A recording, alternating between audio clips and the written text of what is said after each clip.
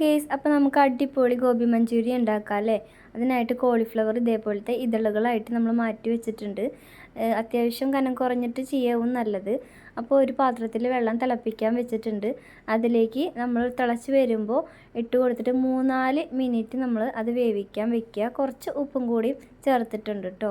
അതിന് ശേഷം നമ്മൾ ഇതേപോലെ ഒന്ന് അരിച്ചെടുത്തിട്ട് ഒരു വെള്ളമൊക്കെ മാറിയതിന് ശേഷം ഒരു പാത്രത്തിലേക്ക് ഇട്ട് കൊടുക്കുക, ഒന്ന് ചൂടാറാൻ വെക്കുക. അതിനുശേഷം ഇഞ്ചിയും വെളുത്തുള്ളിയും പച്ചമുളകും കുറച്ച് വേപ്പിലയും ക്രഷ് ചെയ്തതും അതേപോലെ 1 ടീസ്പൂൺ കുരുമുളക് ക്രഷ് ചെയ്തതും ഞാൻ ഇട്ട് കൊടുത്തിട്ടുണ്ട് കേട്ടോ. അതിലേക്ക് കുറച്ച് ഉപ്പും കൂടി ഞാൻ ചേർത്തിട്ടുണ്ട്. ഉപ്പ് കൂടരുത് നേരത്തെ ഇട്ട കാരണം. 2 ടീസ്പൂൺ കോൺഫ്ലവറും കൂടി ചേർത്തിട്ട് നന്നായിട്ട് മിക്സ് ചെയ്തിട്ട് അത് ഒരു അരമണിക്കൂർ അല്ലെങ്കിൽ ഒരു 15 മിനിറ്റ് നമ്മൾ ഫ്രിഡ്ജിൽ വെക്കുക. ഇനി നമ്മളൊരു പാത്രം എടുത്തിട്ട് 1/2 കപ്പ് മൈദയും 1/4 കപ്പ് കോൺഫ്ലവറും ചേർക്കുക. എന്നിട്ട് 2 ടീസ്പൂൺ ഓയിലും കൂടി ചേർക്കുക. അത് ഏത് ഓയിൽ വേണമെങ്കിലും യൂസ് ആക്കാം കേട്ടോ. അതിനുശേഷം 1 കപ്പ് വെള്ളം കൂടി ചേർത്തിട്ട് നന്നായിട്ട് മിക്സ് ചെയ്യുക. ഒരു ദോശമാവിൻ്റെ ഒരു കൺസിസ്റ്റൻസിയിലേക്ക് നമ്മൾ അത് സെറ്റാക്കി വെക്കുക കേട്ടോ.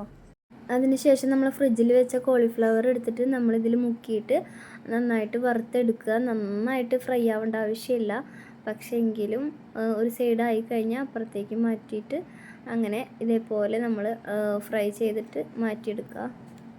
ഇനി ഒരു പാത്രത്തേക്ക് 2 ടീസ്പൂൺ സോയാ സോസും 1 ടീസ്പൂൺ ടൊമാറ്റോ സോസും അതേപോലെ ഒരു പച്ചമുളക് ഇങ്ങനെ കട്ട് ചെയ്തിട്ട് ഇടുക. 1 ടീസ്പൂൺ കോൺഫ്ലവറും 1 ടീസ്പൂൺ വിനാഗിരിയും 1/2 കപ്പ് വെള്ളവും കൂടി ചേർത്തിട്ട് നന്നായിട്ട് മിക്സ് ചെയ്ത് വയ്ക്കുക. അപ്പോൾ നമ്മുടെ സോസ് അവിടെ മാറ്റി വയ്ക്കുക. ശേഷം ഒരു ചട്ടി വെച്ച് എണ്ണ ചൂടായതിന് ശേഷം അതിലേക്ക് ഒരു ക്യാപ്സിക്കും സ്പ്രിംഗ് ഒനിയനാണ് ശരിക്കും വേണ്ടത് കേട്ടോ. അതില്ലാത്ത കാരണം ഞാൻ ജസ്റ്റ് ഒനിയൻ ഇട്ടു. സ്പ്രിംഗ് ഒനിയനാണ് വേണ്ടത്.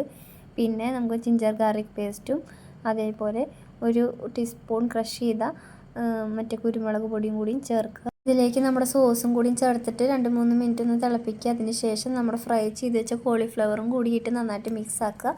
അപ്പോൾ ഇത്രേ ഉള്ളൂ നമ്മുടെ പരിപാടി. അതിൽ ഉപ്പൊക്കെ നോക്കിയിട്ട് നമ്മൾ കറക്റ്റ് ചെയ്ത് സെറ്റ് ചെയ്തെടുക്കുക. ഫ്രൈ ചെയ്യുമ്പോൾ ഒട്ടി പിടിക്കാണ്ട് നോക്കണം. ഇവിടെ എൻ്റെ ഇഷ്ടം പോലെ ഒട്ടി പിടിച്ചിട്ടുണ്ട്, അതൊന്ന് ശ്രദ്ധിച്ചാൽ മതി. ബാക്കി എല്ലാം സെറ്റാണ്. അപ്പോൾ അടിപൊളി സംഭവമാണ്. എല്ലാവരും ഒന്ന് ട്രൈ ചെയ്ത് നോക്കാം കേട്ടോ.